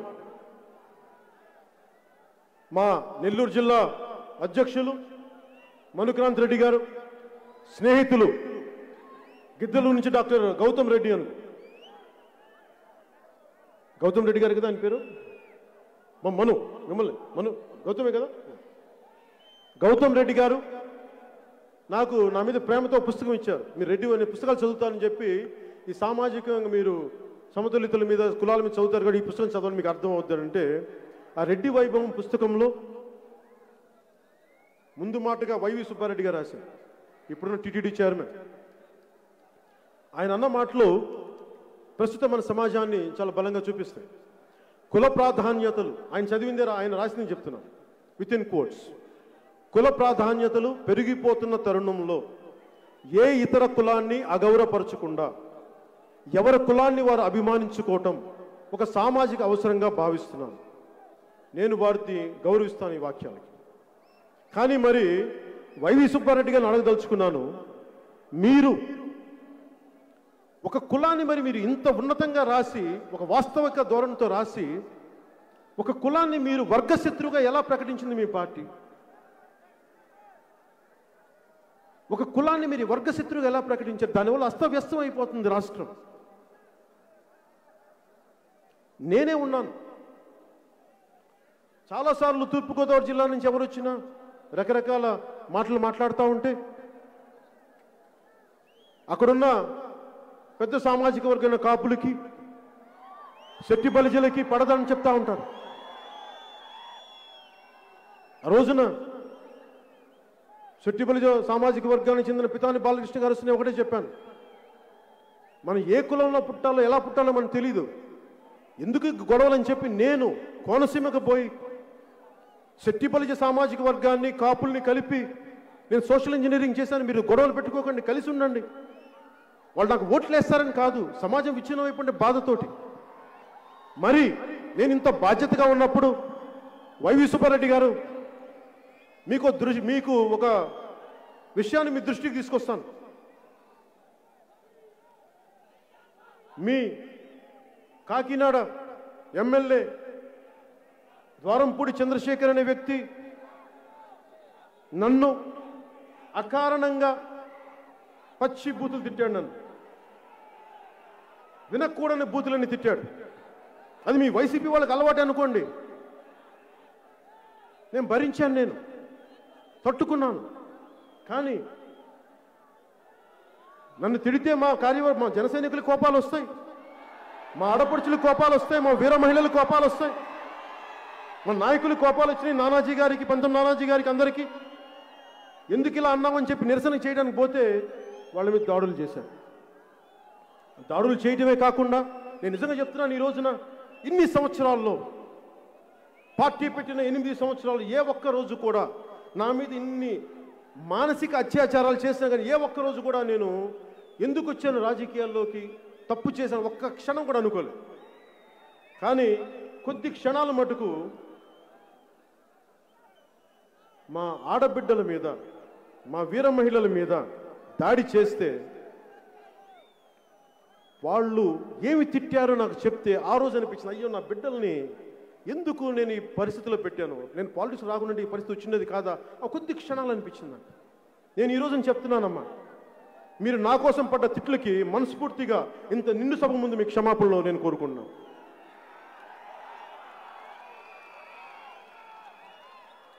వైవి సుబ్బారెడ్డి గారు ఒక అత్యధిక సామాజిక వర్గానికి చెందిన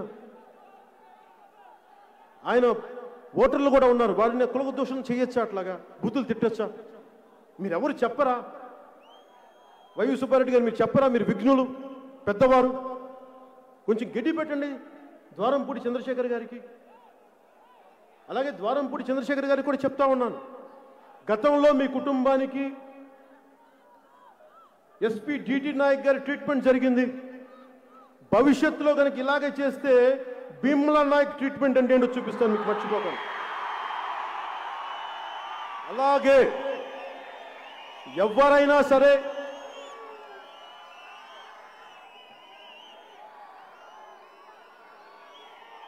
కులాల పేరు మీద నిజానికి ఈ రోజున వైశ్య సామాజిక వర్గాన్ని ఇబ్బంది పెట్టేస్తా ఉన్నారు. ఎప్పుడు వైశ్యులు చేతికి సహాయం చేసేవాళ్ళు తప్ప వారి జీవితాన్ని వాళ్ళు చూసుకునే వాళ్ళు తప్ప ఈరోజు ఒక్కరు ఎప్పుడు ఇబ్బంది లేరు, ఆశించరు. అలాంటి వైశ్య సామాజిక వర్గాన్ని మీరు ఇబ్బందులు పెడతా ఉన్నారు. నేను చెప్తున్నాను, ఈ రోజున వైశ్య సామాజిక వర్గానికి జనసేన మీకు అండగా ఉంటుంది. అలాగే యానాదు జాతులకు కానీ, రెల్లి కులస్తులకు కానీ, ముత్తరాసి కులస్తులకు కానీ, బీసీ సంచార జాతులకు కానీ ప్రతి ఒక్కరికి మీకు అండగా ఉంటాం. సంచార బీసీ జాతులకి, షెడ్యూల్ ట్రైబ్స్కి, ప్రతి ఒక్కరికి, మా ఎస్సీ సోదరులకి, ప్రతి ఒక్కరికి, అన్ని వర్గాల వారికి మేము అండగా ఉంటాం.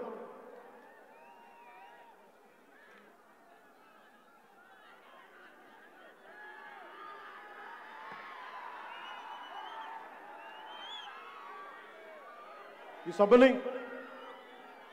ఈ మాటలు చెప్పి ముగిస్తున్నాను. పొరుగువాడి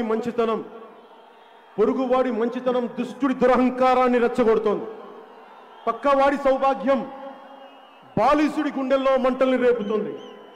ప్రజలు నోళ్లు కొట్టి ప్రజాస్వామ్యాన్ని పాతిపెట్టి గజ దొంగలు ఈనాడు రాజులై ఏలుతున్నారు. బాలగంగాధర్, దేవరకొండ బాలగంగాధర్ తిలక్ రాసిన ఈ కవితా పంక్తులు వర్తమాన వైసీపీ ప్రభుత్వం నడిపిస్తున్న వ్యక్తులకి చాలా సహజంగా వర్తిస్తాయి. కర్ణుడికి కవచకుండలాగా. బాలీసుడు అంటే వైసీపీ శ్రేణులు చెప్తున్నాను, మూర్ఖుడు, నా ఉద్దేశంలో దుర్మార్గుడు అని అర్థం. అధికార మదంతో ఒళ్ళు బలిసి కొట్టుకుంటున్న వైసీపీ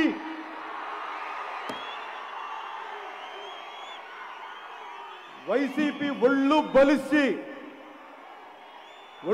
బలిసి అధికార మదంతో ఒళ్ళు బలిసి కొట్టుకుంటున్న వైసీపీ అనబడే మహిషానికి కొమ్ములు ఇరగొట్టి కింద కూర్చోబెట్టి వచ్చే ఎన్నికల్లో సరికొత్త ప్రజాప్రభుత్వాన్ని స్థాపిస్తాం.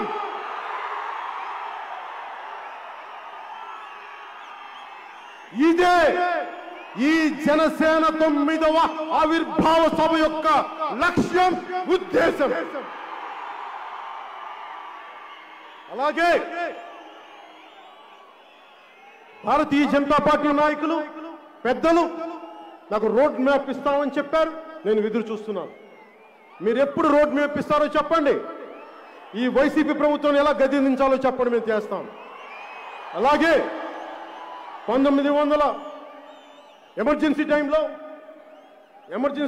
టైంలో అప్పుడు కాంగ్రెస్ ప్రభుత్వానికి ఆ వ్యతిరేక శక్తులన్నీ ఎలా కలిసినాయో, వైసీపీ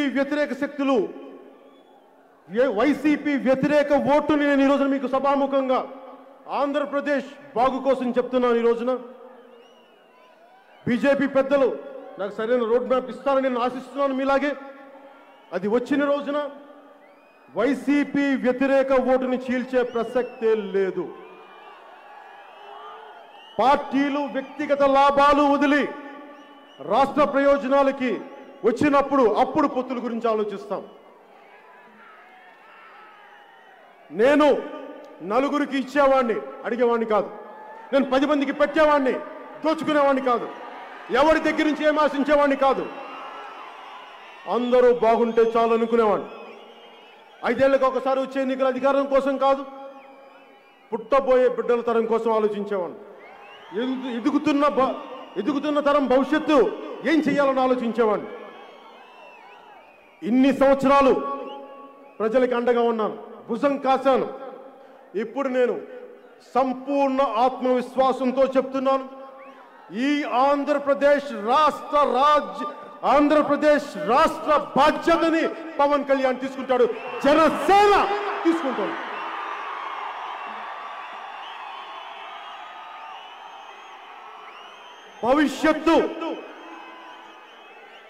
భవిష్యత్తు జెండాని మోయడం కంటే బాధ్యత ఏముంటుంది? ఒక తరం కోసం యుద్ధం చేయడం కంటే సాహసం ఏముంటుంది? ఒకటే గుర్తుపెట్టుకోండి, కూల్చేవాడుంటే కట్టేవాడుంటాడు, విడదీసేవాడుంటే కలిపేవాడుంటాడు, చీకట్లోకి తోసేవాడుంటే వెలుగులోకి లాక్కొచ్చేవాడుంటాడు. తలెగరేసే పాలకుడుంటే తలెగరేసే పాలకుడుంటే తల బంతిని ఎగిరితన్నే పరశురాముడు ఉంటాడు. దోపిడీ చేసే వైసీపీ గూండాగాళ్ళు ఉంటే వారి దోపిడీని అడ్డుకునే జన సైనికులు ఉంటారు. వైసీపీది విధ్వంసం, జనసేనది వికాసం. వారిది ఆధిపత్యం, మనది ఆత్మ గౌరవం. అది అహంకారానికి అడ్డ. ఇది జన సైనికుల గడ్డ. జై జనసేన, జై జనసేన, జై జనసేన, జై హింద్. సర్వే జన